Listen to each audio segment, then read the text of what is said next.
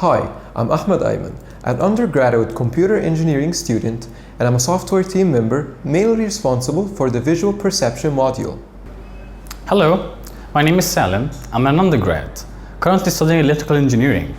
As a software team member, I'm going to talk to you about Swift's visual perception module. I'm Wana Kandil. I'm a freshman computer engineering student, and I'm a software team member, and I'm responsible for sensor fusion software. Hi, my name is Heva. I'm a graduate mechanical engineer, class 2017. I'm a member of the mechanical team who designed Swift. Hi, my name is Mahmoud Nawar. I'm a senior student studying mechatronics engineering. I'm a member of the mechanical team who designed the Swift AOV. I'm Ahmed Sulaiman. I'm a senior communication and electronics engineering student, and I'm an electrical team member that was responsible for the internal structure. Hi, I'm Rafael Ayoub, electrical engineer and a member of electrical team. I was responsible for localization system. AUVs carry a set of sensors. They are scalable or modular, meaning that we can choose which sensors to attach depending on what capabilities we need. The crucial capability is to navigate autonomously. The making of AUVs is a challenging task due to the non-availability of GPS signals. One suitable option for localization and navigation of AUVs is to either use inertial sensors or magnetic compass with inertial sensors for state estimation. However, it is an established fact that inertial sensors accumulate error with time, resulting in unbounded error in the localization of the AUVs. To limit the localization error of longer operations, this state estimate can be improved by adding a DVL, which measures the rate of travel over the seafloor. Typically, a pressure sensor measures the vertical position, which is the vehicle's depth, despite depth and altitude can also be obtained from DVL measurements. These observations are filtered by software algorithms, such as the Kalman filters, to determine a final navigation solution. Some of these sensors are water-sealed, like the hydrophones, sonar, and DVL. Other sensors, such as cameras, need to be placed in sealed enclosures. These enclosures were designed and tested to withstand a pressure up to 10 bars.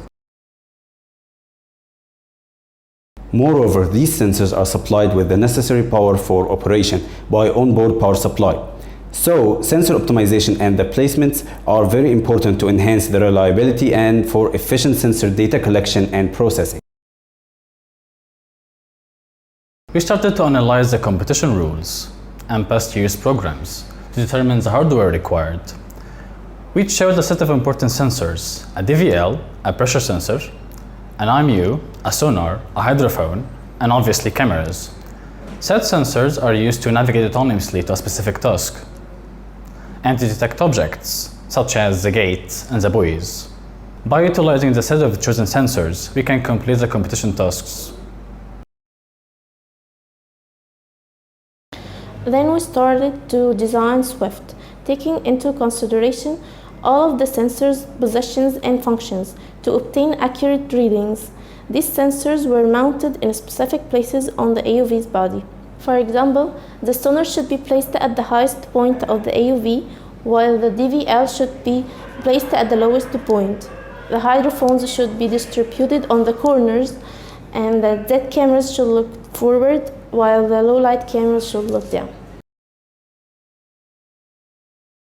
We decided to use an open source software package to develop our sensor fusion system, the robot localization ROS package, as it supports the fusion of number of sensors and pre-sensor input customization with adaptations made in the configuration files to extend the use of the AUV in the 3D space. So we could try different implementations of Kalman filters, AKF, ASKF, and UKF. Swift's visual perception module is divided into 4 main subsystems. Each subsystem solves major problems that counter Swift's underwater vision. The subsystems are image enhancement, object detection, target analysis, and bias filtering. The image enhancement node enhances images received from the camera and sends them to the object detection node, which detects the object and extracts its information, mainly their coordinates, and sends them to the target analysis node, which extracts even more information, such as the AUV's orientation to the gate, which enables Swift to align itself towards the gate before approaching it. Finally, the bias filtering, which allows only the true coordinates to be passed to the local planner module. and eliminating the bias coordinates. With a strong image enhancement system, object detection model, target analysis, and bias filtering algorithms, we can ensure accurate detection.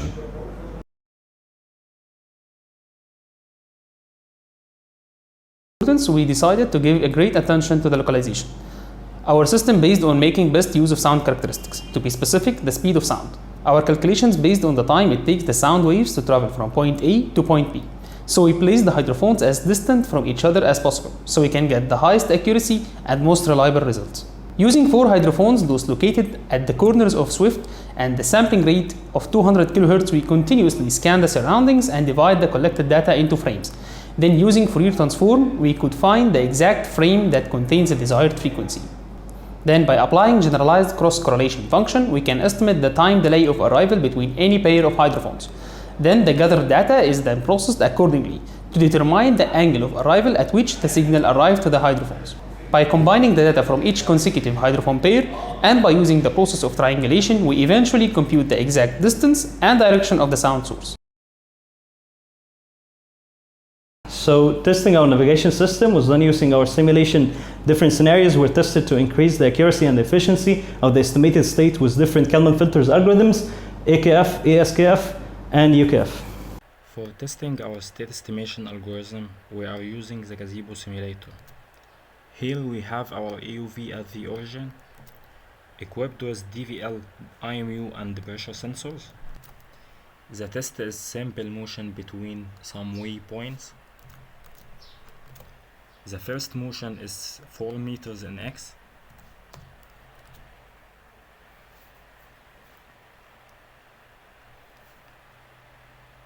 Then the EUV is required to move 6 meters in Y.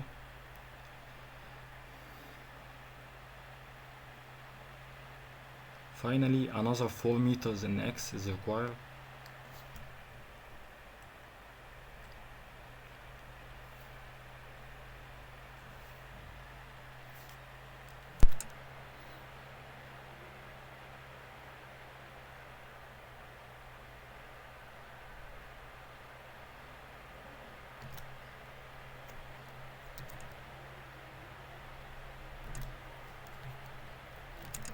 After this sample motion, an estimation of our position is shown in this graph.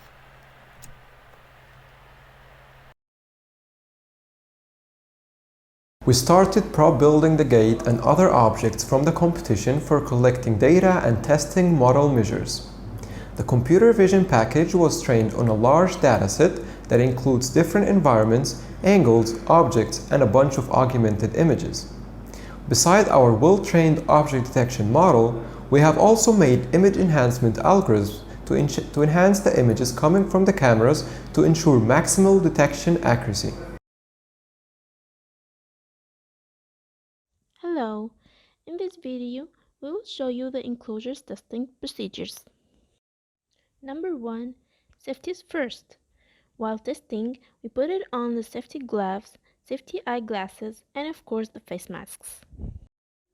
Number 2 was to assemble the enclosures by placing O-rings, fastening the connectors, and fastening the face bolts.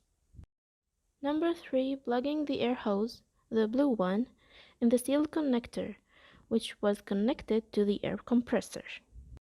Number 4, we adjusted the compressor pressure regulator to a pressure of 7 bars. PS, the enclosures are designed to withstand a pressure of 10 bars. Now it's ready for the test. Number 5 was to turn the compressor on. Number 6, after turning the compressor off, we checked the enclosure faces, making sure that there was no damages or any deformations. Number 7, we repeated all the procedures for each enclosure. As a result, all the enclosures were tested and safe to dive to a depth of 70 meters. Thank you for watching the video. Bye.